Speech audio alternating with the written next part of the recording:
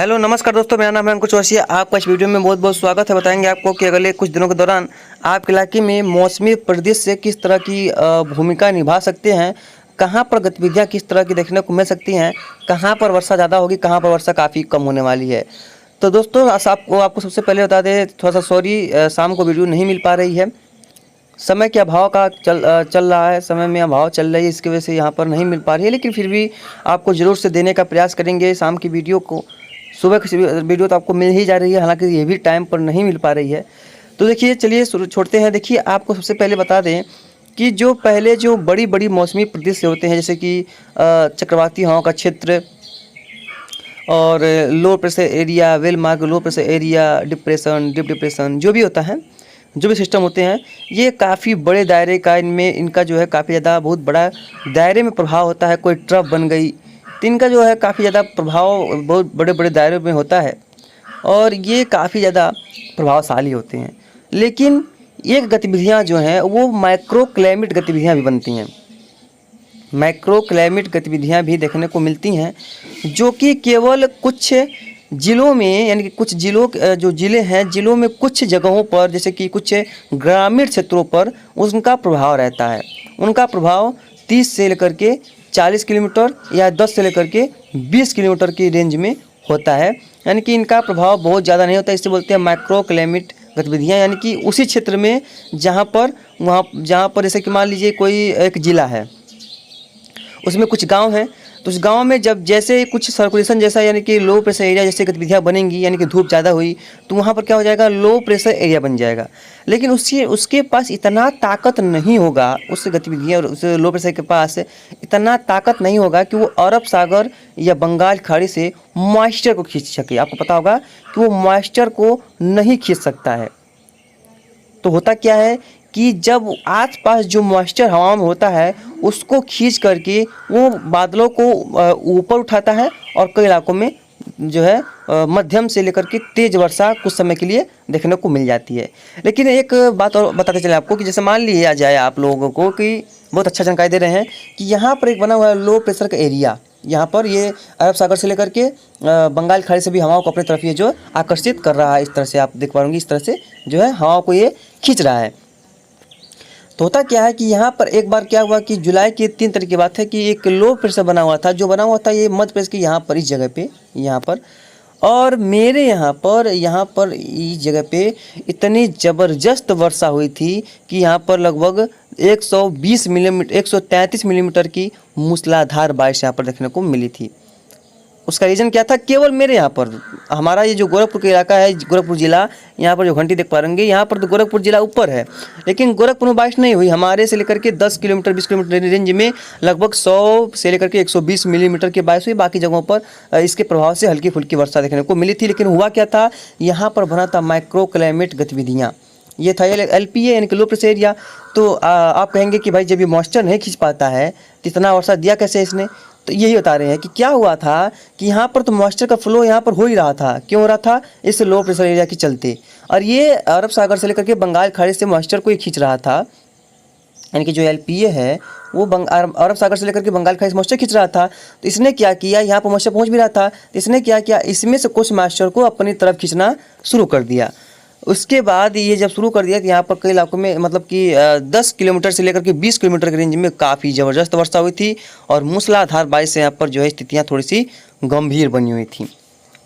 तो ऐसा होता है माइक्रो क्लाइमेट गतिविधियाँ। यानी कि अगर नमी आसपास रहता है तो वो जो है काफ़ी ज़्यादा मूसलाधार बारिश हो सकती है। जैसे कि आपको पता होगा कि एक सर्कुलेशन बना हुआ था यहाँ पर, ये MP के आसपास क्षेत्रों पर, और वो इसी समय बाराबंकी में लगभग 320 से 25 मिलीमीटर बारिश हुई थी। यानी 325 मिलीमीटर बारिश की एक्सट्रीमली हैवी रेनफॉल हुई थी। वो हुई थी माइक्रो क्लाइमेट गतिविधियाँ के कारण, क्योंकि यहाँ पर बादल काफ़ी इंटेंस बने हुए थे और यहाँ पर एक ट्रफ नुमा गतिविधियाँ बन गई जो बादलों को पूर्व दिशा में आगे नहीं बढ़ने दी और पश्चिम दिशा से बादल आ ही रहे थे।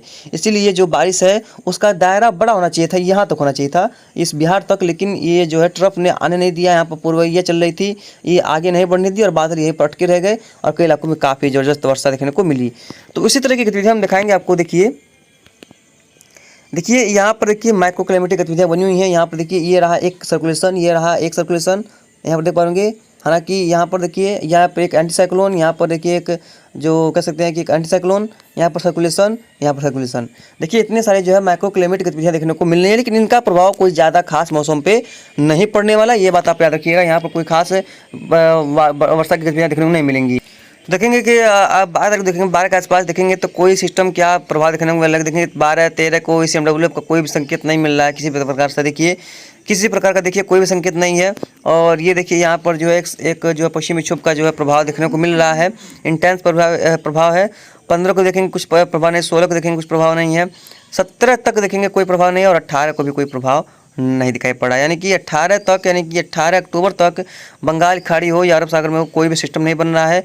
19 के आसपास देखेंगे कोई सिस्टम नहीं, 20 के आसपास देखेंगे कोई सिस्टम नहीं। यानी कि CMWF की माने तो 20 तारीख को म्यांमार तटों के आसपास एक सिस्टम बनता दिखाई पड़ रहा है। लेकिन आप यहाँ पर देखिए एक मजबूत अरब सागर में सिस्टम डेवलपमेंट, ये जो है काफ़ी ज़्यादा एक अपने हिसाब से देखिए एक ये जो है काफ़ी मजबूत सिस्टम दिखाई पड़ रहा है, और ये बन सकता है साइक्लोनिक स्टॉर्म, जैसे हमने पहले बताया था। ये देखिए ये यहाँ पर 19 तारीख के आसपास जो डेवलप होना शुरू होगा, 18 तारीख के आसपास। लेकिन देखिए धीरे धीरे जो है पश्चिम दिशा में आगे बढ़ रहा है। ये देखिए ये हालांकि अभी वहीं पर देखिए पश्चिम दिशा में आगे बढ़ रहा है, लेकिन ये जो है ये साइक्लोन का रूप धारण कर सकता है। इंटेंस बारिश की गतिविधियाँ को ये बढ़ा सकता है, ये देखने को मिल सकता है। ठीक है, चलते हैं जेफएस की, और जेफएस क्या बताता है उसके बारे में देख लेते हैं थोड़ा सा। देखेंगे जेफएस को तो देखेंगे 12 के आसपास कोई सिस्टम नहीं, 13 के आसपास भी कोई सिस्टम नहीं, 14 के आसपास भी कोई सिस्टम नहीं। लेकिन 14 के आसपास देखिए यहाँ पर अरब सागर में ये दिखा रहा है कि ये रहा आपका एक कम दबाव का क्षेत्र, जो कि एक प्रभावी सिस्टम हो सकता है। 15 तारीख के देखेंगे यहीं पर रहेगा, 16 को देखेंगे यहीं पर रहेगा, 17 को देखेंगे यहीं पर रहेगा, 18 को देखेंगे तो यहीं पर रहेगा, 19 को देखेंगे तो यहीं पर रहेगा, और 20 को देखेंगे तो ये जो है यहीं पर रहेगा। लेकिन उसमें म्यांमार के तटों पर देखिए एक जो है सिस्टम बनता वो दिखाई पड़ रहा है, कि एक अरब सागर, एक बंगाल खाड़ी में जो है दो सिस्टम जो है यहाँ पर उभरते हुए सितारों की तरह नज़र आ रहे हैं। यानी कि दोनों सिस्टम जो है मजबूत देखने को मिल सकते हैं। काफ़ी अच्छा खासा यहाँ पर जो है इंटेंसिटी ये लोग गेन कर सकते हैं। यानी कि कुल मिलाकर कह सकते हैं कि वो अरब सागर हो या बंगाल खाड़ी हो, यहाँ पर सिस्टम का डेवलपमेंट देखने को मिल सकता है। यानी कि एक साथ फिर से दो सिस्टम तो जेएफएस दिखा रहा है, लेकिन अभी CMWF एक साथ दो सिस्टम नहीं दिखा रहा है, वो केवल अरब सागर में दिखा रहा है। लेकिन अब हमको लगता है जैसा कि जो मॉडलों का संकेत है उस हिसाब से हमको ये लग रहा है कि जो बंगाल अरब सागर है उसमें बंगाल की खाड़ी से पहले एक सिस्टम डेवलप हो सकता है, जो साइक्लोनिक स्टॉर्म यानी कि चक्रवाती तूफान बन सकता है। अब ये देखने योग्य बातें हैं कि इसका प्रभाव कहाँ पर कितना दिन तक रह सकता है, कहाँ पर ज़्यादा वर्षा होगी इसकी वजह से, और कहाँ पर वर्षा की संभावना काफ़ी कमज़ोर रहने वाली है। चलिए देखते हैं इसमें क्लाउड का जो है यानी क्लाउड की स्थिति, यानी कि बादलों की स्थिति क्या बनी हुई है। वैसे तो आपको पता होगा कि जब मानसून लौटता है तो बादल नहीं बनते हैं, लेकिन पंजाब से लेकर के जम्मू कश्मीर में जो ये पश्चिमी विक्षोभ आया था यहाँ, इसकी वजह से यहाँ पर काफ़ी तगड़ी वर्षा हुई है। हमने आपको पहले बताया था कि जैसा कि पहले बताया था कि आपको कि देखिए क्लाउड नहीं बनते हैं, क्योंकि जब मानसून लौटने लगता है तो क्लाउड जो है वो बनना कम हो जाते हैं। लेकिन देखिए अभी फ़िलहाल जो है ये अभी देखिए अपर लेटीट्यूड से जो है ये बादल जो है वो गुजर रहे हैं। यहाँ पर देखिए ये देखिए ये उत्तर की तरफ मूव कर रहे हैं, क्योंकि अभी ऊपर में है। लेकिन ये जो पश्चिमी विक्षोभ देखिए फिर से आ रहा है, जो कि 14 तारीख के आसपास से पहाड़ी इलाकों को प्रभावित करना शुरू कर देगा। और ये देखिए यहाँ पर पश्चिमी विक्षोभ के बादल थोड़ा सा दिखाई पड़ रहे हैं, ये वेस्टर्न डिस्टर्बेंस के बादल हैं, लेकिन इनका प्रभाव यहाँ पर देखने को खासा नहीं मिलने वाला।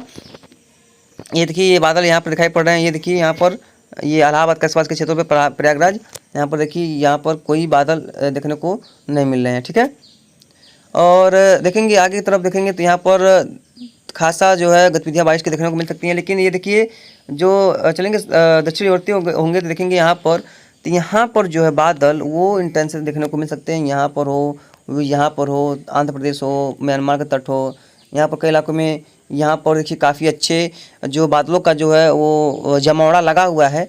केरल, कर्नाटक, तमिलनाडु, पुडुचेरी, आंध्र प्रदेश, क्योंकि अब जल्दी ही यहाँ पर उत्तर पूर्वी मानसून का दस्तक जो है देखने को मिलने वाला है। और ये देखिए यहाँ पर जो वाटर वेपर्स की भी कमी काफ़ी ज़्यादा देखने को मिल चुकी हैं, और ये जो ओमान यमन है, यहाँ पर हो सकता है कि इस बार जो साइक्लोन बने उसका जो ट्रैक हो वो ओमान और यमन की तरफ हो, तो यहाँ पर हिट कर सकता है। और हालांकि उसका ट्रैक भारत की ओर भी हो सकता है, यानी कि दोनों ट्रैक में से किसी भी ट्रैक को वो फॉलो कर सकता है। लेकिन अभी उसको बनने की संभावना है, पहले बने, अभी तो शुरुआती रुझान है, वो रुझान कन्फर्म हो उसके बाद उसका ट्रैक की बात करते हैं कि कहाँ पर जाएगा, कितना ज़्यादा प्रभावशाली होगा, क्योंकि अभी तो फिलहाल ऐसा कुछ दिखाई नहीं पड़ रहा है।